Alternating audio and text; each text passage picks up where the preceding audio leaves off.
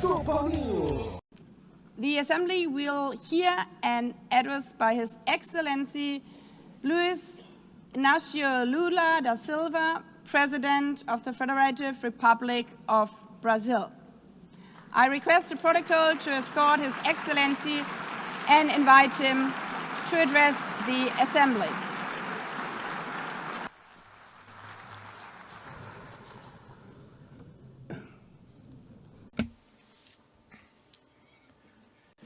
Madam President of the General Assembly, Analina Berbuki, Mr. Secretary General Antonio Guterres, dear heads of state and government, and representatives of the member states gathered here.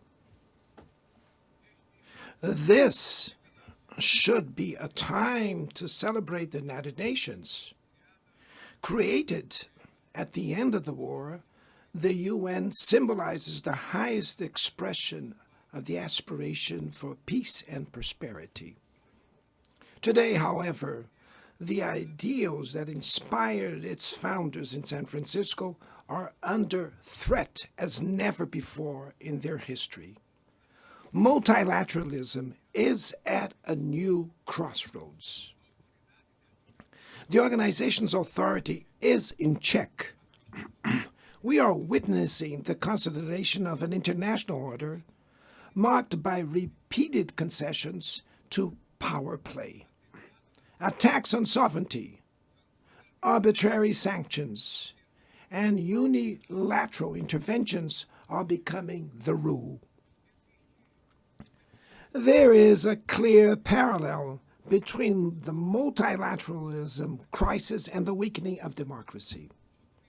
Authoritarianism is strengthened when we fail to act in the face of arbitrary acts, when the international society falters in defending peace, sovereignty, and the rule of law.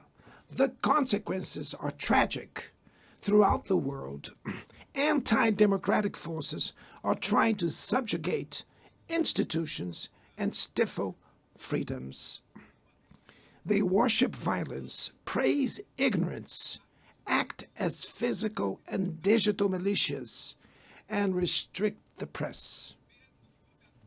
Even under an unprecedented attack, Brazil chose to resist and defend its democracy, regained 40 years ago by its people after 2 decades of dictatorial governments. There is no justification for unilateral and arbitrary measures against our institutions and our economy. The aggression against the independence of the judiciary branch of power is unacceptable. This interference in domestic affairs is aided by a subservient far right who is nostalgic of past hegemonies. False patriots plan and publicly promote actions against Brazil. Peace cannot be achieved with impunity.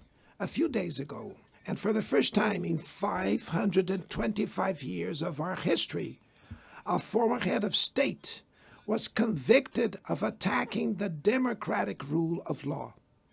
He was investigated, indicted, trialed, and held accountable for his actions in a meticulous process. He has the right to defend himself was secured, a prerogative that dictatorships deny to their victims. Before the eyes of the world, Brazil sent a message to all aspiring autocrats and those who support them. Our democracy, our sovereignty are non-negotiable.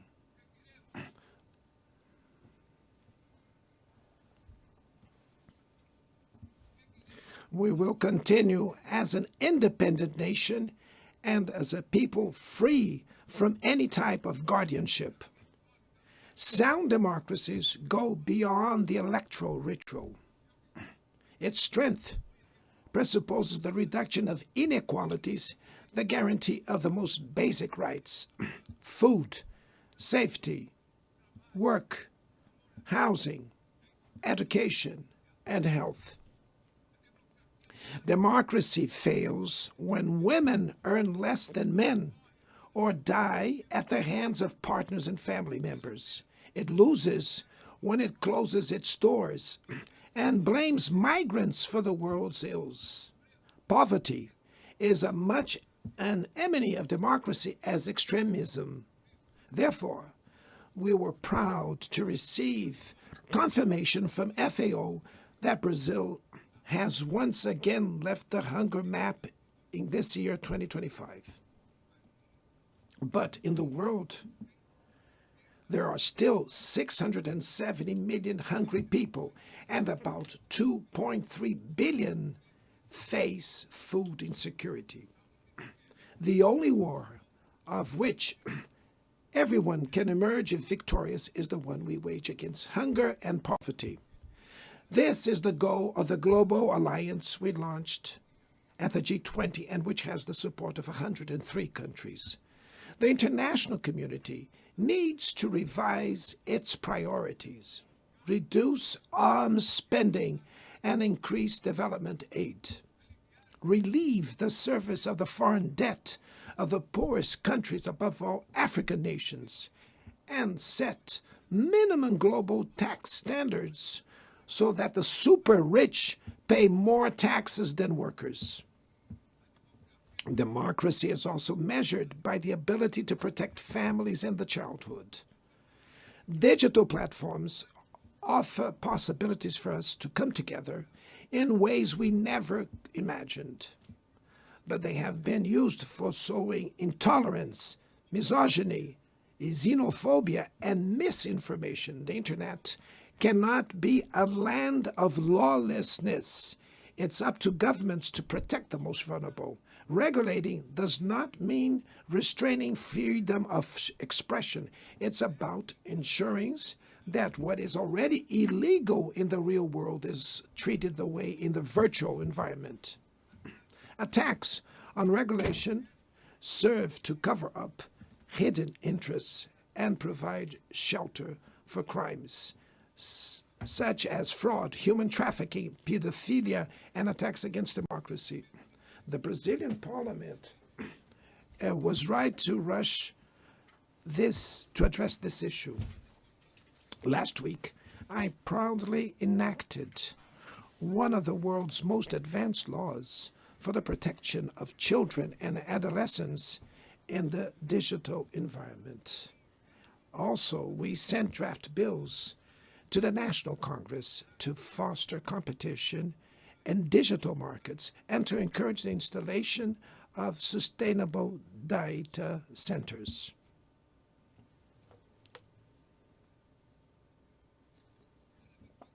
To mitigate the risks of artificial intelligence, we are committed to building multilateral governance in line with the Global Digital Compact that was approved in this plenary last year. Ladies and gentlemen, Your Excellencies, in Latin America and the Caribbean, we are experiencing a time of growing polarization and instability.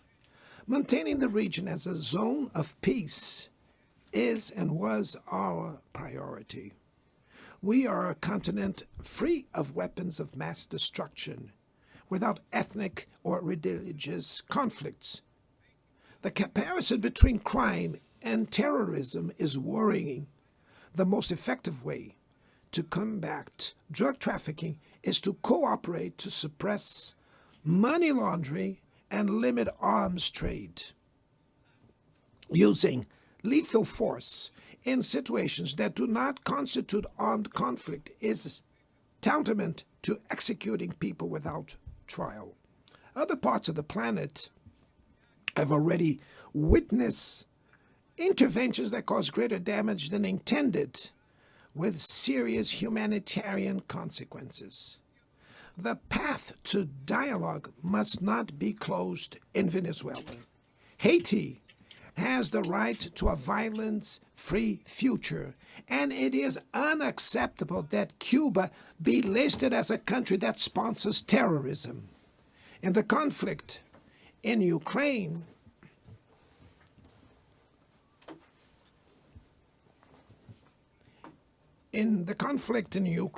we all already know that there will be no military solution.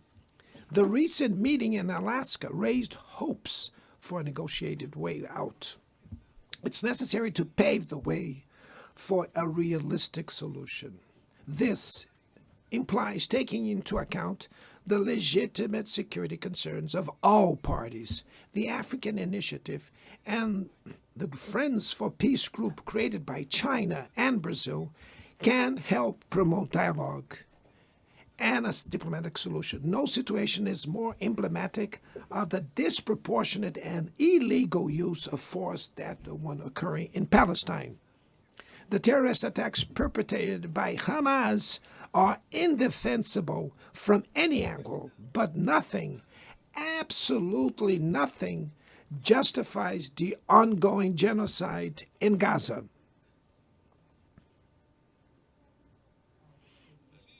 There, under tons of rubble, are buried tens of thousands of innocent women and children. There, we can see that international humanitarian law and the myth of ethical exceptionalism of the West are also being buried there. This massacre would not have happened without the complicity of those who could have prevented it. In Gaza, hunger is used as a weapon of war, and the forced displacement of populations goes on unpunished.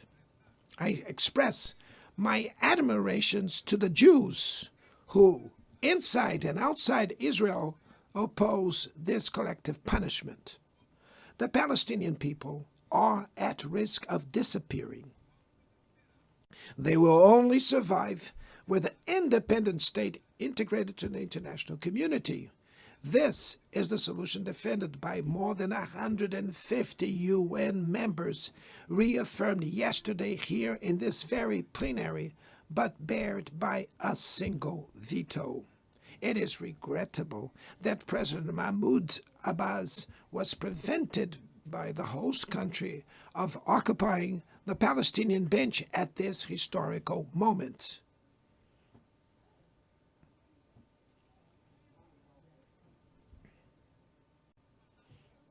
The spread of this conflict to Lebanon, Syria, Iran, Qatar is fueling an unprecedented arms build-up.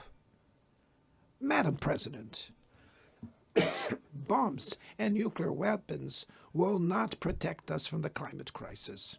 The year of 24 was the warmest already registered. COP30 in the city of Belém, Brazil, will the cope of truth. It will be the time for world leaders to prove the seriousness of their commitment to the planet. Without a complete picture of the NDC's nationally determined contributions, we were walking blindfolded towards the abyss. Brazil has committed to reducing its emissions by 59% and 67%, covering all greenhouse gases and all sectors of the economy. Developing nations face climate change while grappling with other challenges. Meanwhile, rich countries enjoy a standard of living reached at the expense of 200 years of greenhouse gas emissions, demanding greater ambition and greater access to resources and technology. It's not a matter of charity, but of justice. The race for critical minerals essential for energy transition cannot reproduce the predatory and asymmetrical logic that has characterized recent centuries. In Belém City, the world will learn about the reality of the Amazon. Brazil has already reduced deforestation by half in the region in the last 2 years. Eradicating it requires ensuring decent living conditions for its millions of inhabitants. Promoting sustainable development is the objective of the Tropical Forest Forever facility, which Brazil intends to launch to compensate countries that keep their forests standing. But the time has come to move from the negotiation phase to the implementation stage. The world owes a lot to the regime created by the Climate Convention. Climate change needs to be brought to the heart of the UN so that it gets the attention it deserves. A council linked to the General Assembly with the power and legitimacy to monitor commitments provide coherence to climate action. This is a fundamental step towards a broader reform of the organization, which would also include an expanded Security Council in the 2 member categories. Few areas have worsened as much as the multilateral trading system.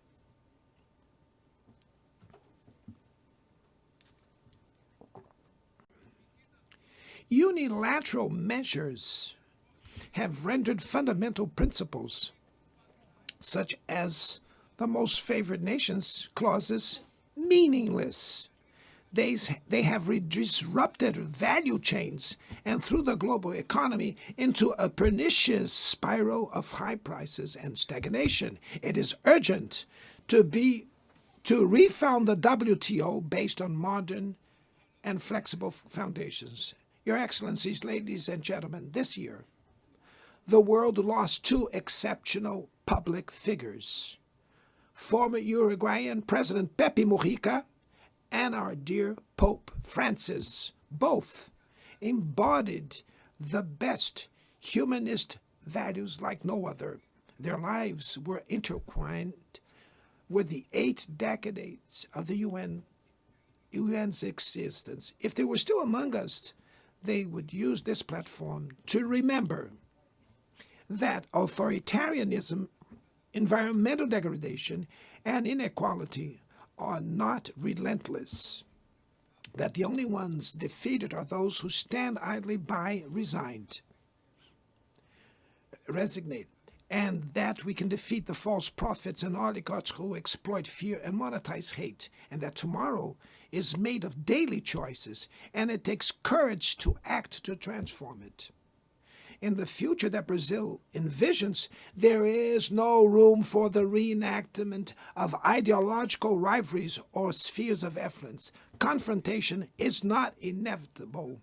We need leaders with clear visions who understand that the international order is not a zero-sum game. The 21st century will be increasingly multipolar. For it to remain peaceful, it cannot fall to multilateral.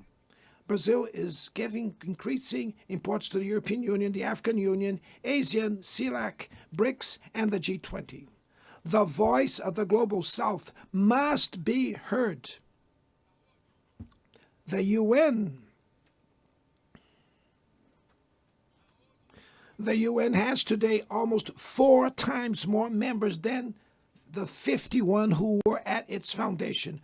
Our historic mission is to make it once again a barrier of hope and a promoter of equality, peace, sustainable development, diversity, and tolerance. May God bless us all. And thank you very much.